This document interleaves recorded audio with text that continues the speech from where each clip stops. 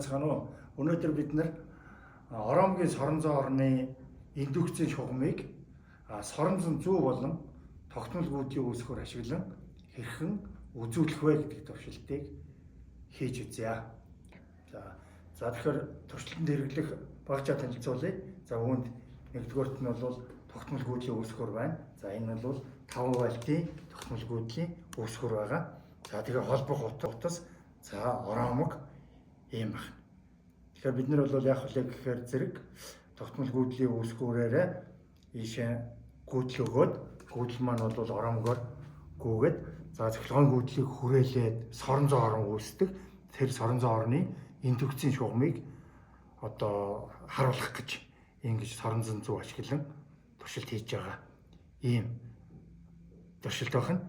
Тэгэхээр энэ соронзон зүүг бол бас яг гэхээр танилцуулчих. Энэ соронзон зүү маань бол яг гэхээр энэ бол нэг төрлийн тогтмол соронзон, өөрөөр хэлбэл яг гэхээр саваа соронзон гэсэн үг. Энэ хоёр талд нь юу гаргацсан байх вэ гэхээр үзүүр гаргацсан байгаа гэсэн үг. Тэгээд энэ соронзон зүү маань бас ийм суурин дээр яг гэхээр байрлаж ээж нөгөө соронзон орноо байгаа эсхийг нь бол илрүүлж чадна. Соронзон орн бол соронзон зүүнд чиглүүлэх үйлчлэл үзүүлдэг юм байна. Тэгэхээр энэ туршилтанд бид нар хэдэн соронзон зүү ашиглах гэж байна вэ гэхээр 8 ширхэг соронзон зүү ашиглах гэж байна. 8 ширхэг. Тэгэхээр энд хоёр талд нь бол 2-2-ыг байрлуулад энэ хоёр одоо оромгийн үзүүрүүдэд мөн 2-2-ыг байрлуулад ингэж үзүүлнэ. За тэгэхээр эхлээд энд бол яг хөө гэхээр 2-ыг ингэ тавьчих. За дараа нь энд нь бас яг хөө гэхээр 2-ыг ингэ тавьчих. Энэ талд 2, энэ талд 2. За энэ үзүүрт нь бас 2. Ингэ байрлуулчихна. За тэгээд энэ суурьуд дээрээ яг хөө гэхээр зэрэг соронзон зүүгээ одоо бас гараа хатгачихгүй болгоомжтойгоор яг хөө гэхээр тогтоогод өгнө.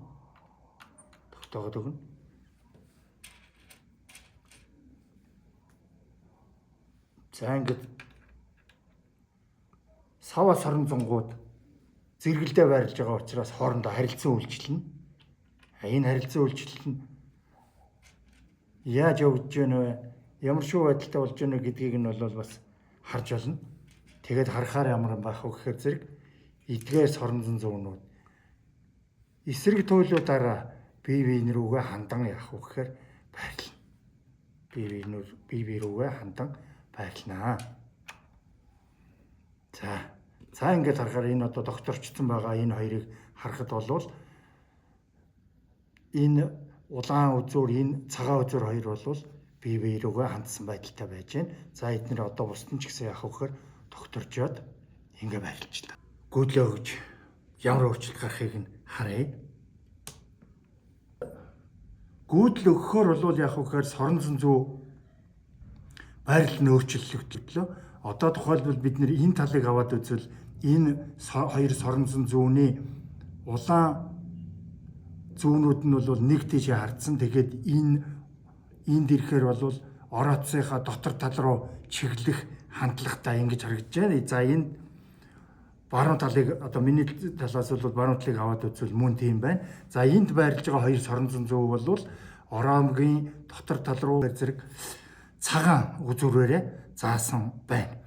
За тэгэхээр энэ бидэнд бол юу харуулж байгаа вэ гэхээр энэ оромгийн үүсгэж байгаа соронзон оронтой соронзон зүү харилцан үйлчлээд яаж яах вэ гэхээр улаан үзүүр нь энэ оромгийнхоо дотор тал руу зааж байгаа хэсэгт бол оромгийн үүсгэж байгаа соронзон орны өмнөд туйл байна гэдгийг харуулж байгаа. Харин энд соронзон зүүний өмнөд туйл бол оромгийн үүсгэж байгаа соронзон орны хойд туйлыг зааж байна гэдгийг харуулж байгаа юм байна.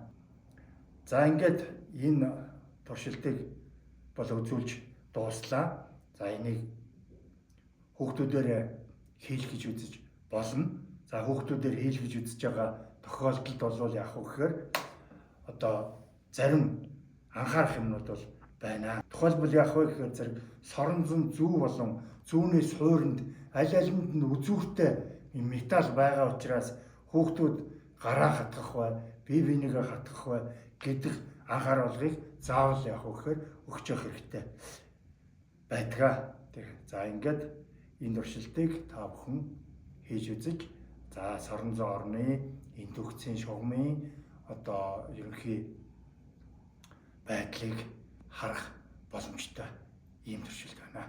За ингээд анхаарал тавьсанд баярлалаа.